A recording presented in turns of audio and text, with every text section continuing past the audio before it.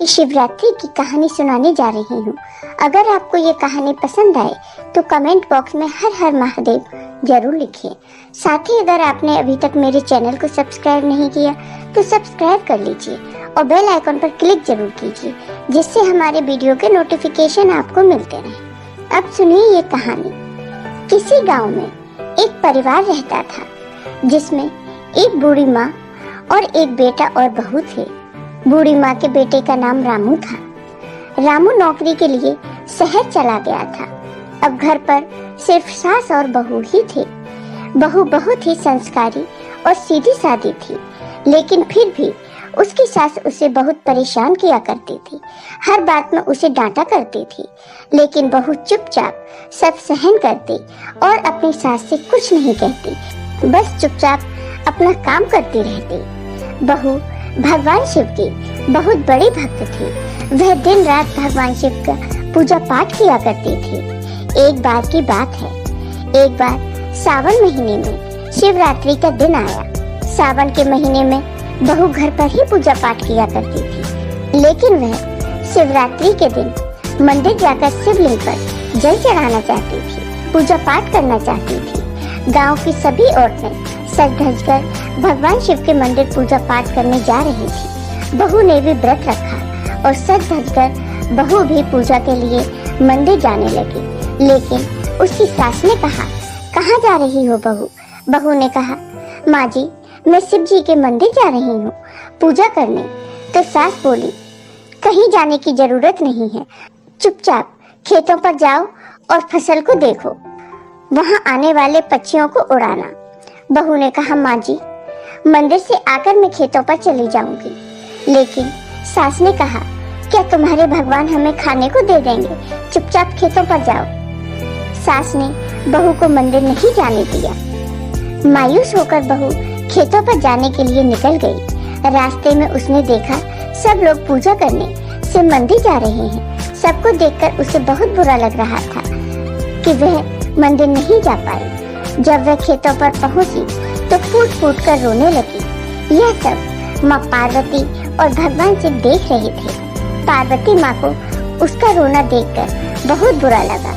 उन्होंने भगवान शिव से कहा, हे भगवान, मुझसे इसका रोना देखा नहीं जा रहा, क्या आप इसकी मदद नहीं कर सकते? तब भगवान शिव और माता पार्वती सेठ सेठानी का रूप रखकर बहू के पास गए और बहू से कहा, क्या बात है बेटी, तुम इतना क्यों रो रही हो? बहू ने कहा, अपनी किस्मत पर रो रही हूँ। आज भगवान शिव का दिन है, सावन का महीना भी चल रहा है। सब लोग शिव मंदिर पूजा करने जा रहे हैं और मेरी सास मुझे मंदिर जाने नहीं देती। मैं व्रत के दिन भी खेतों पर पक्षी उड़ा रही हूँ। तब भगवान शिव ने बहू को बहुत सा धन दिया और कहा, जाओ बेटी, तुम मंदिर जाकर शिव जी का पूजा पाठ करो, हम तुम्हारे खेतों की रखवाली करेंगे। बहू उनको धन्यवाद देकर खुश होकर शिव मंदिर गई, पूजा पाठ किया, फिर घर आ गई। जब सास ने बहू के हाथ में धन देखा तो पूछा, तुम यहाँ कैसे? मैंने तो तुम्हें खेतों पर भेजा था और इतना सारा धन तुम्हारे पास कहाँ से आया?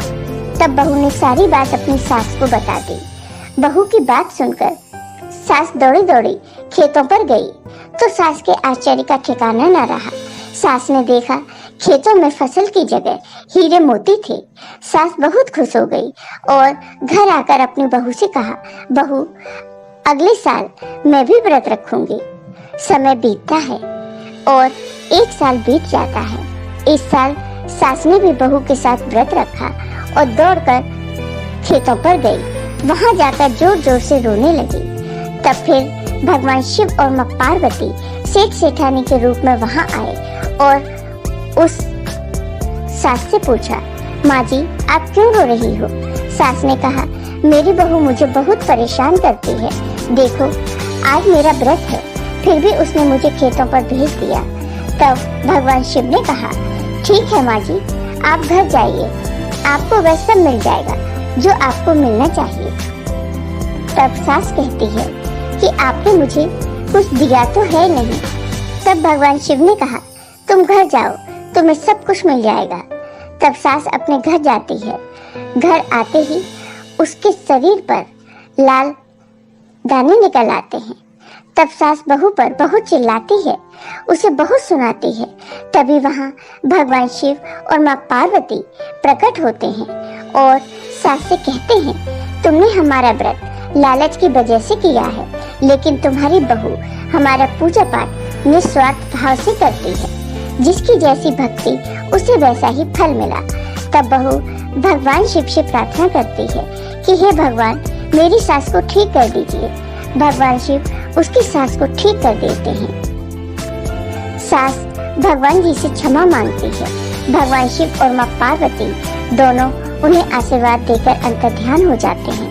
इसके बाद से दोनों सास बहू शिव जी के मंदिर जाकर शिव जी का पूजा पाठ करने लगती हैं और उनका जीवन खुशियों से भर जाता है। तो हे भगवान शिव, जैसे आपने इस बहू पर अपनी कृपा की, वैसे ही अपने सभी भक्तों पर अपनी कृपा सदा बनाए रखना। जय हो भगवान शिव की, जय हो माता पार्वती की।